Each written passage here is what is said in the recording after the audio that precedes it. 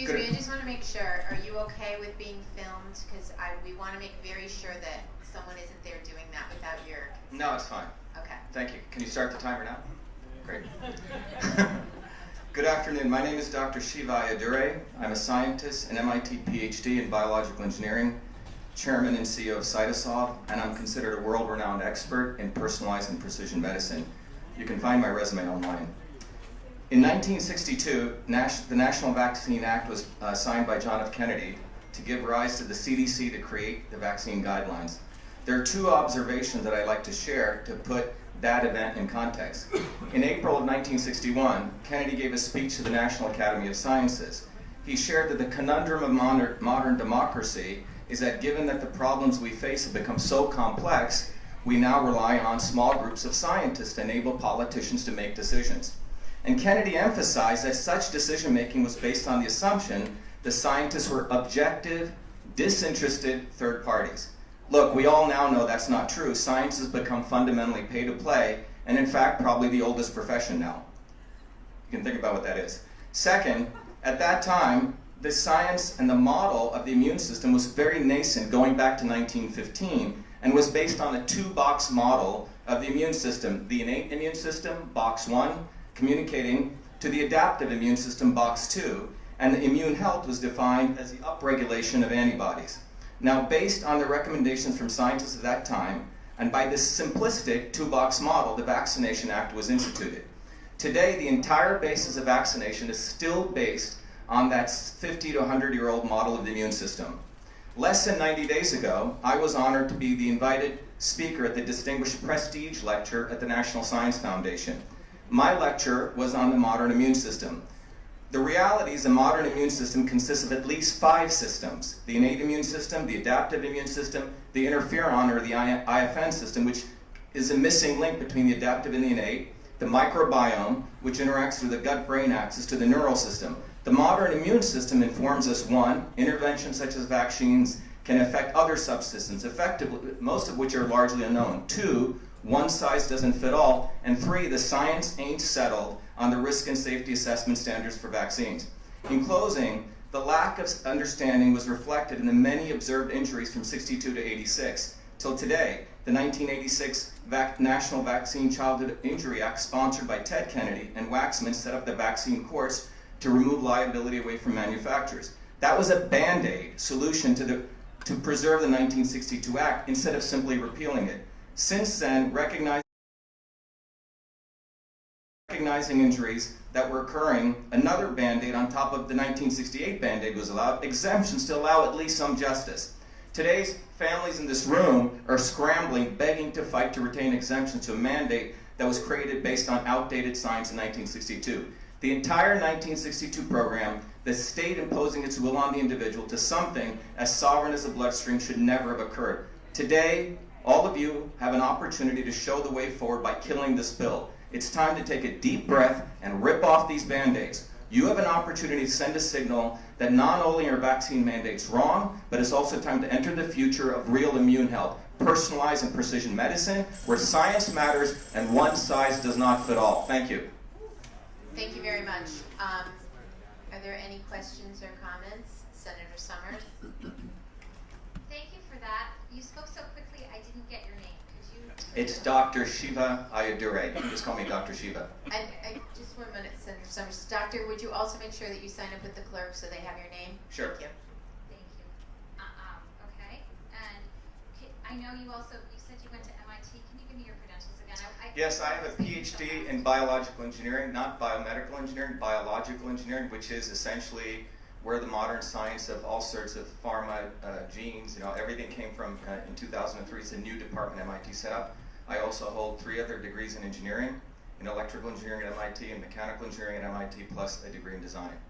And I'm also a Fulbright scholar in integrated medicine.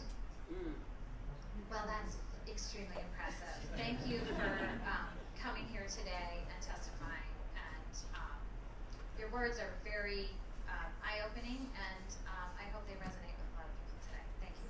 Yeah, so bottom line is that modern science is old. I mean, the science used for vaccines is old, and we need to upgrade the science. Thank you. Thank you. Are there other questions? Representative Candeloro? Thank you. what pops into my head generally when we talk about, the study of genes and bioscience, I know in the realm of like chemotherapy, looking at how each individual person reacts to different types of medication. And I guess on this subject, because we hear so much about this, that vaccines could be safe for 99% of society, but there is a percentage of people that react differently. I mean, your autoimmune system reacts differently in each person. Do you want me to comment on that? Well, yeah, I mean, is the suggestion, how would you suggest us as a legislature address that issue from the medical perspective? Because one of the things I'm uncomfortable with is trying to dictate what discretion that we should be giving doctors, because I don't think it's our business to do that. And I feel like in part of this process, we're sort of interfering with that doctor-patient relationship. Yeah, you've sort of nailed the issue here. Look, it's as Kennedy said, the immune system is a very complex system. In 1962, we knew about it, and I'm giving John Kennedy the benefit of the doubt. He used that understanding at that time, which was a two simple box model of this adaptive and immune system, to say, okay, let's put vaccines on people. But today, starting in 2003 when the Human Genome Project ended, what it revealed was we have about 20,000 genes, the same number of genes as a worm. So complexity of the human being is not the number of genes. It's the interconnections of the genes, the proteins. It's a very complex system. So what resulted in 2003 is a field called systems biology, and it also resulted in this concept of personalized medicine. One size does not fit all. So given that understanding, even the NIH director, Francis Collins, has said we need to move towards personalized medicine, which means giving what you need may be different than what I need. And this means that we need to decentralize medicine back to the patient-doctor relationship. That's where health emerges. So the top-down model of 1962 is frankly so old. It's based on old science. So today what we need to do is go back to what you said, which is health is going to emerge by me having a relationship with my doctor, them understanding my personal, not only genetics, my epigenetics, my lifestyle, the considerations, and figuring out what's right for me. That's how we lower the cost of healthcare, and that's where we deliver real health. The entire 1962 program needs to just go away. The whole thing is wrong. So 1986, because all these injuries were taking place, because of the fact that we were trying to impose a standard guideline schedule, that we started saying we're going to solve that with this Band-Aid of eliminating the liability to vaccine manufacturers. And we're still going through that. So in many ways, people here begging to take away exemptions is so wrong. The whole mandate should go away. We should decentralize health and hold the sovereign relationship between the patient and the doctor as a way where health emerges. If we care about health, period. That's science. Yeah, I appreciate that, because I think we're in the wrong spot in this whole debate. And today what we hear about, there are people testifying saying vaccines are great, and then we're hearing people testify, I've had injuries. I think both sides, there is merit to that discussion, but certainly, my son just went for a surgery for the second time. He's had 2 in his life, and he has reacted very badly to a certain pain medication, and had severe reaction. My eldest son didn't have any reaction. So just watching that occur, that is part of medicine, and so that went into his file now, and the doctors won't prescribe certain types of medication for him because he's allergic. My daughter's allergic to amoxicillin.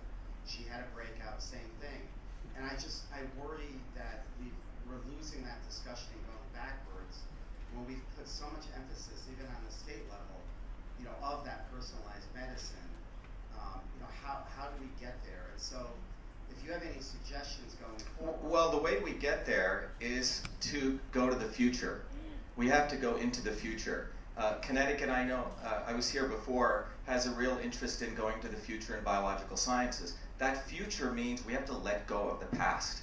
We have to begin there. And the future means recognizing that we have modern technologies. Look, one of the companies that I run that came out of my work at MIT was to do personalized medicine, where we use the computer to understand your genetics versus Richards or someone else's, the complexity of that. That's how we build airplanes today. So those technologies are here today. And that's why I'm here today, to let you guys know, look, the old model was designed with a very nascent understanding of the immune system. We have the innate, the adaptive, the interferon, our gut microbiome, the neural systems, all of these systems interact. Sticking something into the bloodstream and not thinking the body is going to make its own changes, and which will vary in each individual. Some people may be fine, other people may have an autoimmune disorder, other people may have extreme type of neuroinflammation because the gut microbiome communicates up through the neuroinflammation processes and results in extreme, what we call autism, okay? Everyone is different. This has to be decentralized back to the individual. We should support the future in technology. You guys have a huge opportunity here. I know, Congressman Steinberg, your support the future biological sciences. That's a signal that you guys can send here today. We got to get, Kennedy tried to do a nice thing in '62. Ted Kennedy tried to put a Band-Aid on his brother's work, but we got to let it all go. It's old science, period. Thank you, I appreciate that. Thank you. Thank you, Representative Pettit. Thank you, Madam Chair. Thank you, Doctor, for your testimony. I did watch your entire lecture up to NSF on the immune system, and I don't disagree with you in broad philosophical strokes, but we have to deal with the here and now. So we have some personalized medicine in terms of looking at the genetics of tumor markers and saying, you're going to respond to this monoclonal and you're not. You're not going to respond at all. You're going to respond great.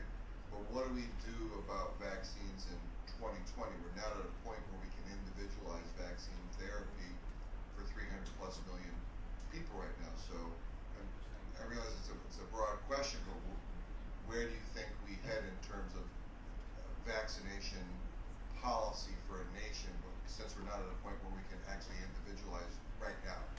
It's a good question. So I think everyone on the pro or anti-vax side, it's an unfortunate dialectic that's been created, can agree the real issue here is we all, probably in this room, whether you're pro or anti, want immune health for ourselves and our children, right? And what is immune health? Immune health means that your body is resilient. Resilient means it faces some predator, some pathogen, it faces it with strength, and it can bounce back stronger, right? That's called resilience. Well, how do you achieve immune health? That's the central question. Well, if you look at the understanding of the modern immune system versus what we had in 1962 or 1915, it shows that resilience is a combination of multiple components. We strengthen the gut. We strengthen the gut microbiome. The ratios of gut microbiome are extremely important. The thyroid is extremely important. Vitamin A is extremely important. When the thyroid is working properly, carotenoids, proper food, gets converted to vitamin A. If you don't have proper iodine, the thyroid doesn't get converted. This is just one example I'm sharing with you. It is a very complex system. You can't impose one size. This has to be given to the doctor-patient relationship. Look, I trust most doctors who went to medical school aren't just in it for the money. Okay, let's give the benefit of the doubt. Most doctors actually went into it for noble duty. They want to help people and they want to serve science. They want to increase people's immune health. I believe by decentralizing this, repealing all of these mandates, we honor that relationship. And I think people are quite smart. By the time most of you came into this room today, you made 100 decisions for yourselves. The state didn't tell you what to do. Why don't we start honoring the fact that we have very smart people in the world? People know how to make decisions, particularly medical trained people in that relationship. It's like you said, it's a multifactorial problem. It cannot be imposed top down. We have to decentralize it back to that patient-doctor relationship. And as tools come, it'll get better and better and better. But I can tell you, the top-down model is a recipe for disaster. We're going to keep this pro-vax, anti-vax dialectic. You're going to get a lot more people angry, and you're going to have a revolution on your hands. But essentially, for right now, you would go to an elective vaccine system where people could elect to have the vaccines or not have them. Well, what I'm saying is, this is about immune health. Let me give you an example. When I grew up in Bombay, India, we had slums, okay? If you're growing up in slums and your body's under constant onslaught of pathogens, your body never has a chance to recover. It's no different than me working out every day and my body doesn't have a chance to recover, right? On the other hand, if you don't work out at all, you get flabby. Well, that's like the kid living in a little bubble and his parents don't let him out or have him wash his hands every day. that kid may need a little tighter of vaccines because he's never seen anything. These are two different extremes I'm giving you because he's living in such an artificial environment, he may need quote-unquote artificial vaccination. But the reality is this is a broad range. So we have to honor the doctor-patient relationship.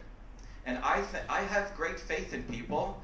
I have great faith in mothers. I have great faith in doctors that they want to do the right thing. And I think that's the signal we're sending.